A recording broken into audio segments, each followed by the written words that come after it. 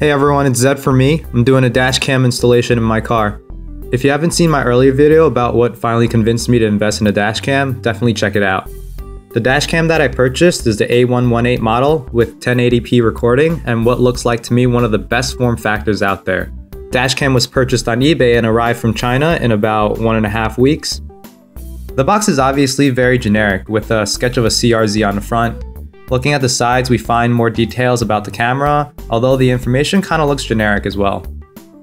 If we open the box, the first thing we see is the camera itself. First impression is that it's definitely tinier than what it looks like on the internet. We'll put that aside for now and check out what accessories it comes with.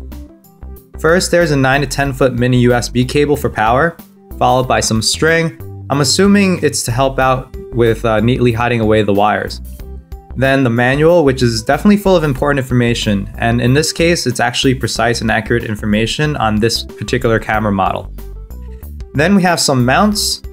I won't be using the larger mount because I'll be able to hide the wires well without it. And finally, some more routing bits and a shorter mini USB cable for connecting the camera to your computer.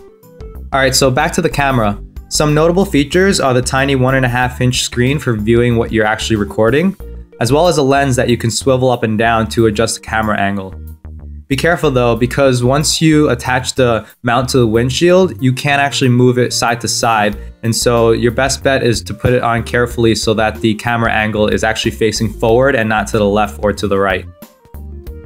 In terms of the installation process, it's rather simple. All you do is attach the mount to the windshield and route the wires behind different panels in your car until you reach your cigarette lighter plug.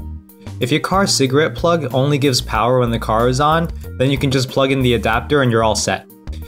If your car is like mine, however, and has a cigarette plug that's always on, you'll have to find a switched power supply.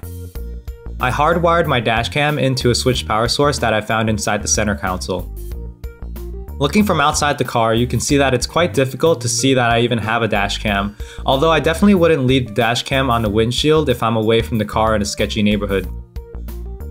Some earlier reviews of this dash cam said that the adhesive for the mount was gray, so it was easier to see, but I guess the manufacturer smartened up and started offering black adhesive to make the camera even more discreet. I didn't include any sample footage as there's plenty online. The picture quality is decent during the day and is acceptable at night if there are street lights. If your headlights are the only form of light, only what's lit under the headlights will be picked up by the camera. For the price of the camera, however, that's totally understandable. Overall, this is something I would recommend to anyone who wants a little insurance for their car. I've had friends who have only invested in a dash cam after an incident in which having one would have saved them a lot of money and trouble. Thanks for watching, guys. If you have any questions, feel free to ask, and don't forget to check out my other videos and subscribe for more.